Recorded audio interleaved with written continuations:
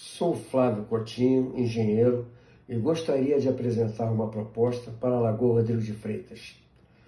As mortandades que acontecem lá são conhecidas desde o tempo do Império, quando podemos pressupor que não haveria esgoto, né? A última mortandade foi em 2015, ou seja, há 8 anos atrás.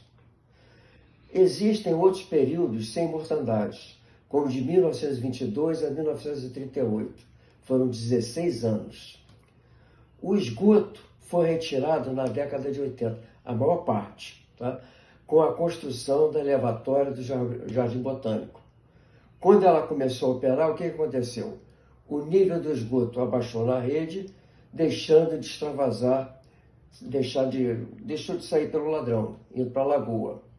O que precisamos fazer agora é a renovação das águas da lagoa.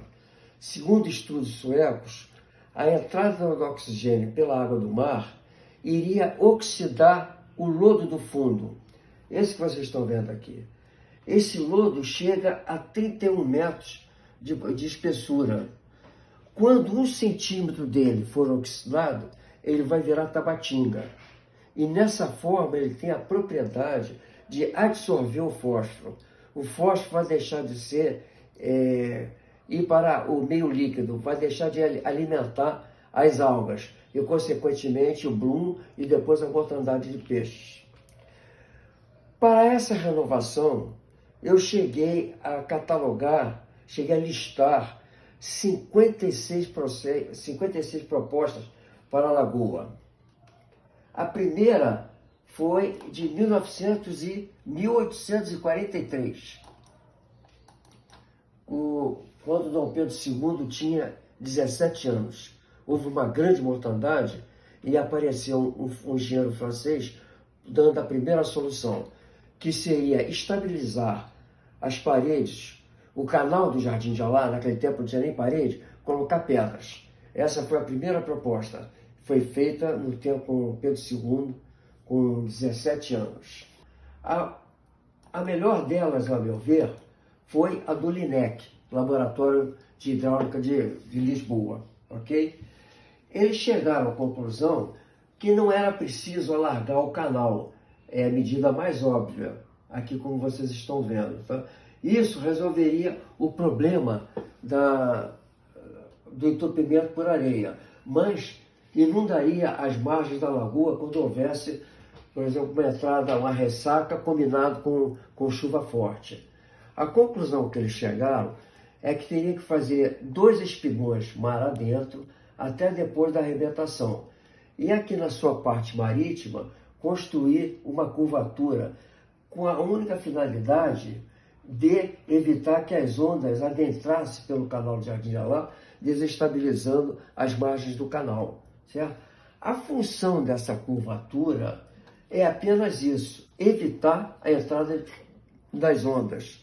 Mas ela pode ser feita de outra maneira, menos impactante, porque ela representa quase a metade do custo da obra total, certo?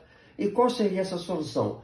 Seriam vigas transversais ao canal. Seriam vigas assim, dispersoras de energia. Seriam como limitadoras de altura, por exemplo, no jardim zoológico, para a entrada de criança. Só entra criança até aquela determinada altura. Elas seriam colocadas transversalmente ao canal. Isso já eliminaria, seria uma solução muito mais barata. Tá? E seriam também levemente inclinadas para trás, como mostra aqui. De tal forma que a onda, quando batesse nela, refletisse para baixo, impedindo dessa maneira que as grandes ondas adentrassem pelo canal, certo? Eu espero que isso funcione.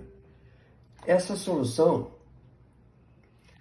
antes, se amanhã, se precisar um aumento de renovação, o que a gente poderia fazer?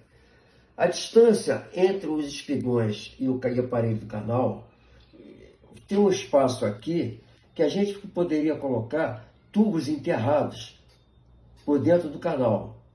Eles iriam até depois da terceira ponte. E esses tubos seriam de 2 metros de diâmetro, daria para instalar 6 tubos, 3 de cada lado.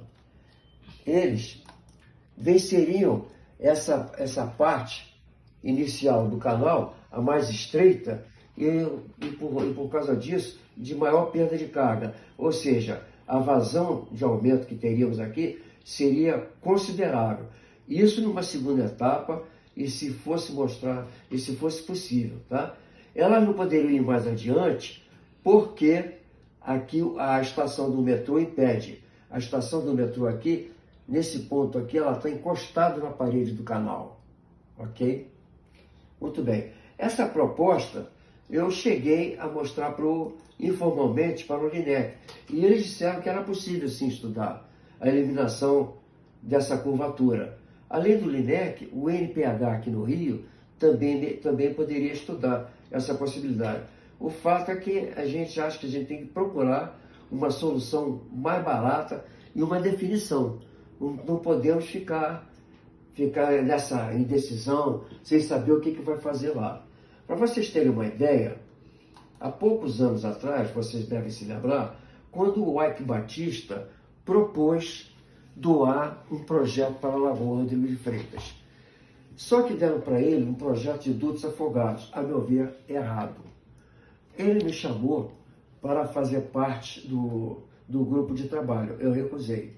Eu disse que ele ia entupir de areia esse projeto. Por sorte, 2 meses antes da prefeitura licitar a obra, não, lançar o alvará da obra, foi feito um debate no Clube de Engenharia. E nesse debate, como vocês podem ver aqui, foi constatado que a obra realmente, o projeto estava errado. Se fosse construído, ele iria entupir de areia. E a conclusão, a recomendação, fosse que não fizesse o projeto e fosse feita uma pesquisa, uma consulta ao LINEC ou ao NPH sobre a possibilidade de fazer um enrocamento sem a curvatura. O fato, vocês devem saber que aquela draga ali, aquela escavadeira, ela está há 93 anos ali. Ela foi para lá no ano de 1930. Ou seja, há quase 100 anos, fazendo o quê? Abrindo e fechando buraco. Olha o dinheiro que a gente gasta. O Estado tem coisas mais importantes, projetos mais importantes, do que investir na lagoa.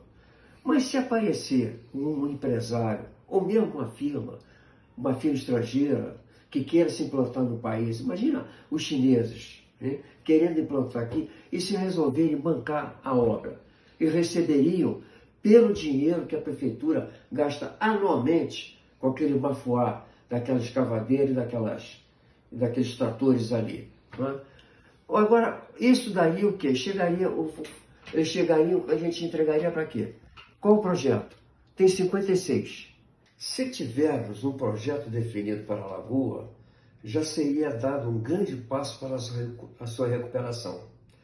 O Ike Batista, por exemplo, ele há um tempo atrás, como eu falei antes, ele se predispôs a doar uma verba para o Estado para fazer a obra da recuperação da lagoa. Né? Infelizmente, o projeto não deu certo e a ideia não foi adiante. Mas se tivermos a definição de um projeto, eu acredito que agora seria mais fácil aparecer uma firma que quisesse bancar a obra. Por exemplo, vamos supor uma multinacional que quisesse implantar, se estabelecer no país. Ele poderia, em troca da propaganda, ainda mais a nível agora de meio ambiente, é um assunto importante no mundo todo, poderia bancar essa obra e receberia, em troca da prefeitura, a verba anualmente que ela gasta com aquela escavadeira e trator ali na lagoa há 93 anos que está assim. Ou seja, só precisamos de um projeto. Vamos discutir, o Clube de Engenharia está com as portas abertas para isso. Essa era a mensagem que eu gostaria de transmitir. Obrigado pela atenção.